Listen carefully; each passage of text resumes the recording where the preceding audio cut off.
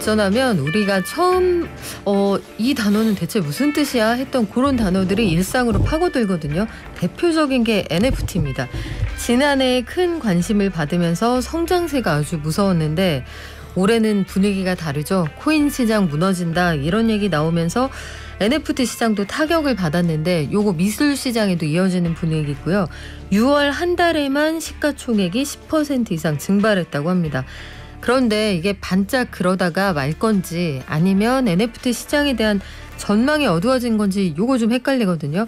앞으로 어떻게 시장이 흘러가게 될지 유튜브 채널 서학개미 구조대의 대장님이죠. 익사이팅 FX의 강정수 대표와 알아보겠습니다. 안녕하세요. 안녕하세요. 자, 박사님 오랜만에 뵙는데 네. NFT 우리가 되게 뜨거울 때 얘기 많이 했었거든요. 네. 근데 좀 식은 것 같기도 하고 어때요? 우선은 겨울이 온 건 맞고요. 겨울이 왔지만 특히 우리가 보드 에이프라고 해서 지루한 원숭이라고 하는데 이렇게 블루칩이라고도 하거든요. 이런 부분에서 성공 방정식을 좀 찾은 거라고 생각이 들어요. 그래서 잘 되는 데는 NFT의 활용성들을 찾아가면서 앞으로 꾸준히 성장할 수 있을 가능성들을 보여주고 있고요. 나머지 특히 미술 시장에서 NFT라든지 게임 시장에서 NFT는 아주 강력한 겨울 속으로 지금 들어가고 있다고 좀 보고 있습니다. 우선 6월 달 지금 암호화폐도 마찬가지지만 네. 거래량 에서는 한 50% 정도가 빠졌어요. 근데 이제 문제는 보통 NFT들이 이더리움에 기반하고 있는데 지난 한 달간 이더리움이 한 43% 빠졌거든요. 그러다 보니까 실제로 거래량을 달러로 환산했을 경우에는 뭐 10분의 1 이하로 크게 큰 폭으로 지금 줄었다고 볼 수가 있기 때문에 NFT 시장은 전체적으로 겨울로 진입하고 있다. 이 겨울이 얼마나 길게 갈지는 잘 모르겠지만 상당히 긴 시간 진행될 거다. 그래서 지금까지 주된 NFT 시장의 거의 90%는 아트 미술 시장하고 게임 시장이었어요. 네. 근데 이 시장은 거의 죽어가고 있는 거고요. 지금 10% 정도 차지했던 이 브랜드들이 기업들이 이걸 활용하면서 하나의 커머스 시장 좀 더 설명드리면 했던 새롭게 만들어내는 시장에서는 가능성이 있다. 그래서 예를 들자면 태고웨어라는 명품 시계 브랜드죠. 태고웨어가 6월 달에 스마트워치를 발표를 했어요. 발표를 했는데 그 안에 가장 중요한 기능이 뭐냐면 내가 갖고 있던 NFT를 자랑할 수 있도록 특히 원숭이를 자랑할 수 있도록 이렇게 하는 거거든요. 그리고 지금 미국에서 일부 이제 돈 있는 사람들, 셀럽들 이런 사람들이 하고 있는 것이 애플워치 앱에 내가 갖고 있는 원숭이를 표현해서 다닐 수 있는 것. 그리고 인스타그램에서 최근 네. 선언한 거는 인스타그램은 뭐 가능한 빨리라는 표현을 썼어요. 가능한 빨리 인스타그램 계정에 내가 갖고 있는 NFT를 갖다가 프로파일 이미지로 사용할 수 있게 해주겠다. 물론 다 흔히 말하는 진정성, 그러니까 가짜인지 진짜인지를 테스트해서 하겠죠. 물론 가짜로 테스트 안 하고 내가 그 일반 이미지를 우리가 무한복제가 가능하니까 원숭이 사진을 올릴 수는 있겠지만 네. 그런데 그 옆에 확인됐다는 표시가 없는 거죠. 네. 그러면 이제 굳이 짝퉁을 그것도 그렇게 할 필요는 있겠는가. 근데 여기에 뜻하는 게 뭐냐면 네. 과거에는 내가 그러니까 소셜 스테이터스라고 하죠. 좀 사회적 신분을 표현할 때 명품 롤렉스 차고 그다음에 포르쉐 몰고 이게 좀 흔히 말하는 플렉스. 조금 겉멋든 네. 돈 있는 티를 냈다라면 요즘은 이 애플워치나 태고호에 내가 가지고 있는 이 원숭이들을 표현해내는 것. 그리고 이 원숭이를 가지면 또 하나는 또 티파니에서도 지금 발행을 했어요. 그래서 티파니에서도 이 원숭이를 발행을 했는데 원숭이가 있다는 뜻이 뭐냐면 내가 다양한 이벤트와 다양한 상품에 대한 접근권을 갖고 있다는 거거든요. 티파니에서 발행한 NFT를 갖고 있으면 티파니의 흔히 말하는 특별 에디션 보석을 살 수 있는 권한이 있습니다. 그리고 이 원숭이를 가지고 있으면 뉴욕이나 지금 LA 같은 데서 하는 오프라인에는 각종 파티에 갈 수 있고요. 그리고 가상 공간에서 흔히 말하는 샌드박스라든지 디센트럴랜드라든지 이런 가상 공간에서 하는 브랜드들의 파티에도 들어갈 수 있고요. 또는 뭐 이 원숭이가 있으면 아디다스하고 협력한 원숭이가 있다라면 스니커즈를 살 수 있다든지 무언가 원래 NFT가 하려고 했던 것은 근본적으로 이 디지털 재화와 아날로그 재화를 연결하려고 했던 거거든요. 그러니까 아날로그 재화는 이 볼펜은 전 세계에 강정수가 지금 만지고 있는 이 볼펜은 하나밖에 없는데 그렇죠. 이걸 사진으로 찍으면은 수억 개, 수십억 개로 만들 수가 있는 거거든요. 근데 디지털 재화를 하는 쪽에서도 욕망이 있는 거예요. 우리도 이거를 하나만 있게 만들어주자. 그 흔히 말해서 NFT가 집문서, 땅 문서인 거잖아요. 이 이미지 하나는 강정수가 소유하고 있어 네. 라는 증명서거든요. 데이터베이스에다가 이렇게 기록해 둔 거예요. 이 기록증 가지고 이거를 우리가 검증해 가지고 진짜 가지고 있다고 표시가 되면 이제 스마트워치라든지 이런 데 나타나는 건데요. 이런 걸 가지고 있으면 이거를 거래 가능하게 하는 건데 거래 가능한다고 해서 사람들이 지금까지는 투자 대상으로만 생각을 했던 거예요. 그런데 지금 성공방정식이 나오는 것이 뭐냐면 이것을 열쇠라고 생각하자. 이 문서를 가지고 있으면 너는 각종 이벤트라든지 파티라든지 또는 우리의 그 특별 에디션판을 구매할 수 있다든지 이런 식으로 커머스 영역과 엔터테인먼트 영역에서 그 쓰임새를 찾아가고 있고 거기에서의 좀 성공 방정식들이 보이면서 요즘 기업들이 이거 해볼 만하다라고 생각하기 시작하고 있다는 거죠. 최근에 이게 국내에서도 보면 그 네. 유통 채널, 온라인 유통 채널 같은 데서도 말씀하신 것처럼 모든 문턱을 넘게 해주는 열쇠 같은 역할을 하는 NFT 발행을 하고 있거든요. 네. 자랑이자 프리패스의 영역으로 그렇죠. 가고 있다. 네. 플렉스의 영역으로 가면 사실 이 구매력이 무한 확장되기도 합니다. 그런데 미술 시장에서는 작년까지 아니 그 USB에 담아주는 그거 하나를 그 돈 주고 샀단 말이야 했던 작품들이 많았는데 네. 올해는 미술 시장은 좀 부진한 것 같죠? 그러니까 미술 시장도 이제 진품을 확인해 줄 수 있다라 당신이 진품을 가지고 있다라는 증명서로서 NFT는 조금 작동을 하고 있다 그래요. 그러니까 즉 디지털 아트를 해가지고 이거는 당신 하나만 가지고 있어. 그리고 이거를 투자할 대상으로 가치가 있어라고 해서 미술 시장의 초기에 어마어마하게 붐이 불었고 얼마 전에 부산에 있었던 뭐 아트페어라든지 이런 데서도 그냥 다 처음부터 끝까지가 NFT였거든요. 그러니까 새로운 어떤 미술 시장의 가능성에 대해서 미술 시장이 되게 큰 기대를 가지고 봤었는데요. NFT를 우리가 이해할 때 또 하나 해야 될 것은 지금 이더리움 기반을 하고 있는데요. 이더리움 기반에 있어서의 특징이 뭐냐면 스마트 컨트랙트라는 것이 있습니다. 스마트 컨트랙트라는 것은 뭐 똑똑한 계약서 이런 것이 있어서 NFT가 물건이 하나가 팔리면 팔렸을 때 제가 원 저작자면 거기에 네. 대한 판매 비용을 받겠죠. 근데 이 구매한 사람이 이거를 다시 거래소에 내놔가지고 또 한 번 거래가 일어나면 그 거래액에 뭐 필요에 따라서 계약서에다 제가 써놓을 수 있어요. 5% 또는 10%를 원 저작자에게 주시오. 그러니까 그러면 이게 흔히 말하는 세컨더리 마켓 그래서 2차 시장이라는 건데요. 네. 지금 NFT가 성공하는 것은 2차 시장이 활성화된 NFT만 성공한다는 거예요. 2차 시장이 활성화된다는 건 뭔 뜻이냐면 제가 원숭이를 가지고 있습니다. 원숭이를 가지고 이번 달에 있었던 오프라인 파티도 가고 온라인에서는 파티도 가고 나이키 스니커즈 하나 샀어요. 아니 충분히 즐겼으니까 나 이거 이제 다음 달에 안 쓸 거니까 휴가도 가야 되고 네. 내놔야지 시장에.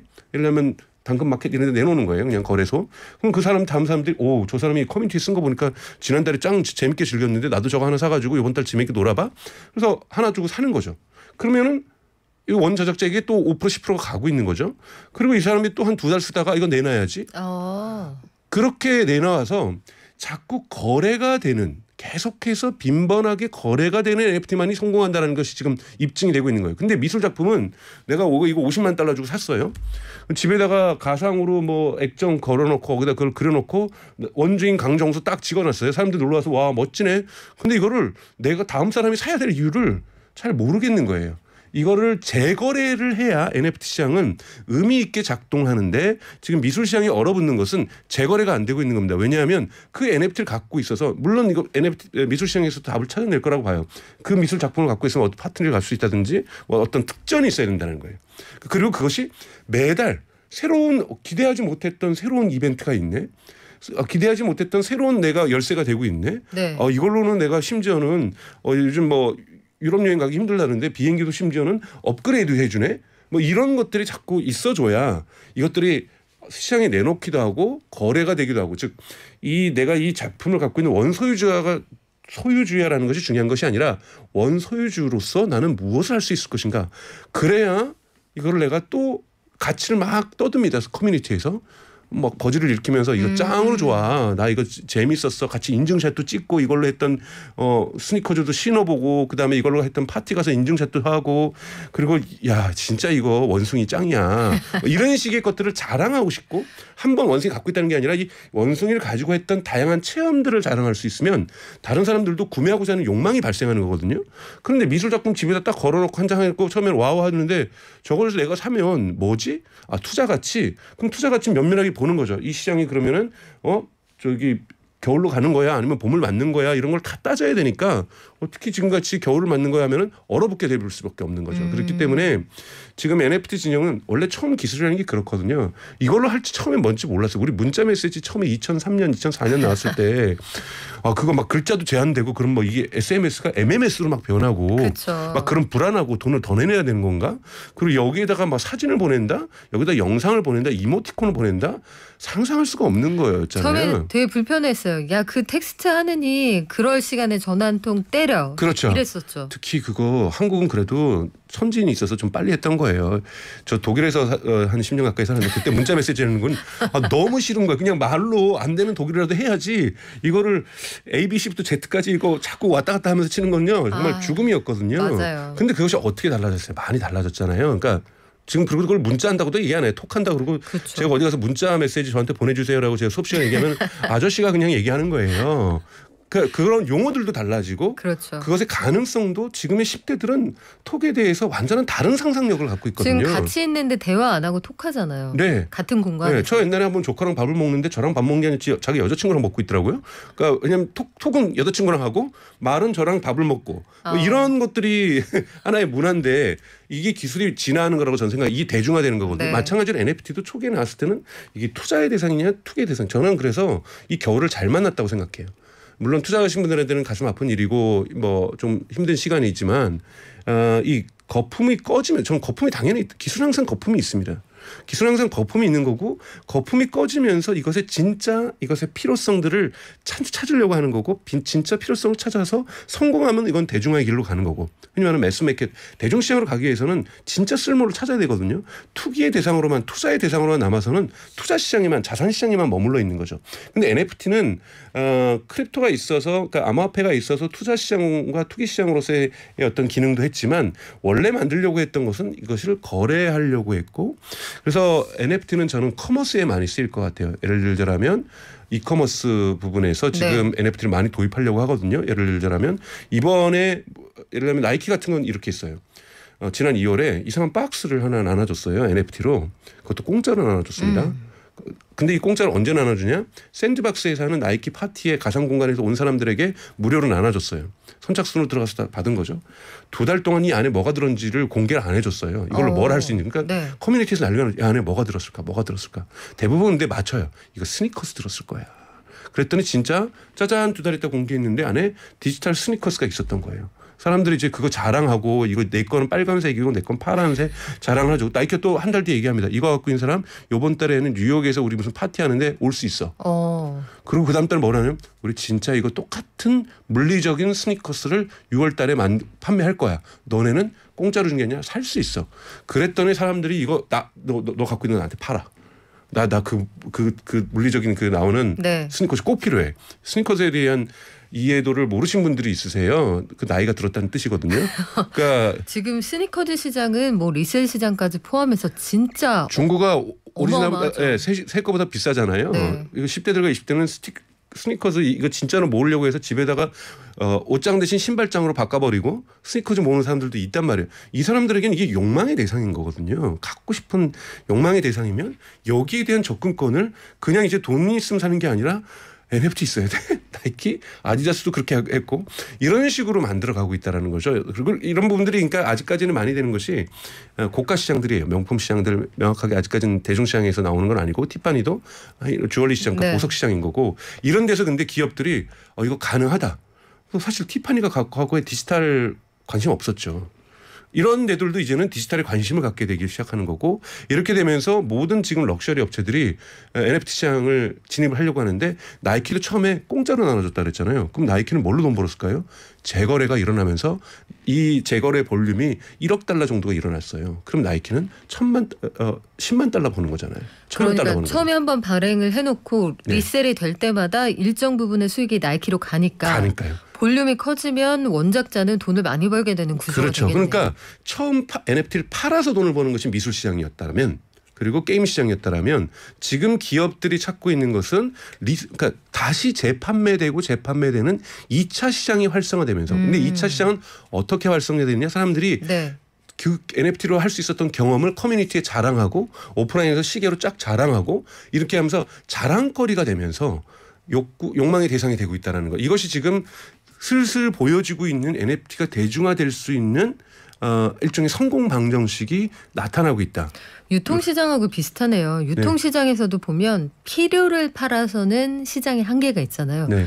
필요 말고 욕망을 팔면 그때부터는 시장이 무한 확장이 됩니다. 네. 지금 태부스님이 아니 그게 회원권 파는 거랑 뭐가 다릅니까 물어보셨는데 회원권은 팔면 땡이거든요. 그런데 여기서는 팔 때마다 여기서 발생하는 수익의 일정 부분이 원작자한테 돌아가게 되는 그런 구조예요. 그렇죠. 말하자면은 월세를 계속 받는 거죠. 근데 네. 이 회원권을 파는 거는 예를 들면 골프 회원권 하면 이렇게 정해져 있는 거거든요. 그러니까 NFT 쪽은요. 이 흔히 말하는 파티 플래너들 이런 이벤트 플래너들이 엄청나게 달라붙습니다. 왜냐하면 계속 갖고 있다라는 거를 증폭시켜줘야 되거든요. 그러니까 예를 들면 골프장 하나만 쓰는 것이 아니라 이번 달에는 그러니까 가상 공간에서 파티도 많이 하는 거예요. 그러니까 메타버스 이런 거랑도 연결이 되는 거죠.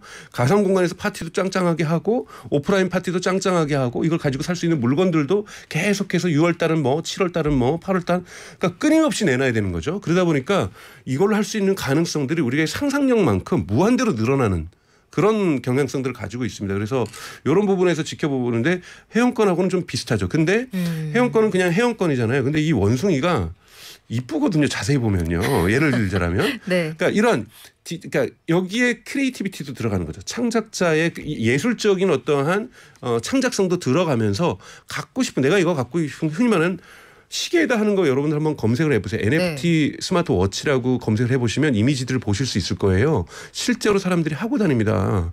뭔가 이걸 아는 사람들끼리는 찐이라는 느낌? 그리고 시장이 최근 들어서 이게 NFT 시장이 참 재밌는 게 아는 사람들 사이에서 굉장히 큰 시장인데 또 전혀 접할 일이 없는 사람들은 이 존재하는 게 체감이 되지 않을 정도거든요. 그렇죠. 근데 이제 한국 사회는 아직까지는 이런 부분이 그 NFT 스튜디오나 이런 데서 아직 마케팅을 전 잘 못하고 있다고 보는데 미국 같은 경우에는 마돈나, 뭐 저스틴 비버, 짐 펠론 뭐 이렇게 특별한 예능인들 그리고 뭐 축구 선수들, 미식축구, 농구 선수들 다 하고 다녀요. 그 사람들 다 여기 시계 차고 다닙니다. 그러면 방송 출연할 때마다 이렇게 살짝 하면은 그 사람의 손목이 보이는 거고. PPL이네요. 그렇죠. 네. 그러면서 무언가 그건 그러니까 흔히 말해서 이거 안 하면 요즘은 그냥 메인 트렌드에 안 낀다라는 느낌을 주기 시작하는 거죠. 특히 돈 좀 있는 셀럽들 그리고 인플루언서들. 그러니까 이런 사람들이 좀 주도적으로 미국에서는 NFT라든지 특히 이 원숭이가 이 부분에선 대박을 친 거죠. 네. 그래요. 우리도 아마 이게 보통 이렇게 하면 트렌드가 결국 돌고 돌기 때문에 국내에도 유입이 될 것 같은데 앞으로 규제가 어떻게 될지 우리 시장은 어떻게 될지 우리 다음 시간에 한 번 더 알아봐요, 박사님. 네네. 자, 지금까지 유튜브 채널 서학개미 구조대의 그 익사이팅 FX의 강정수 대표였습니다. 고맙습니다. 고맙습니다.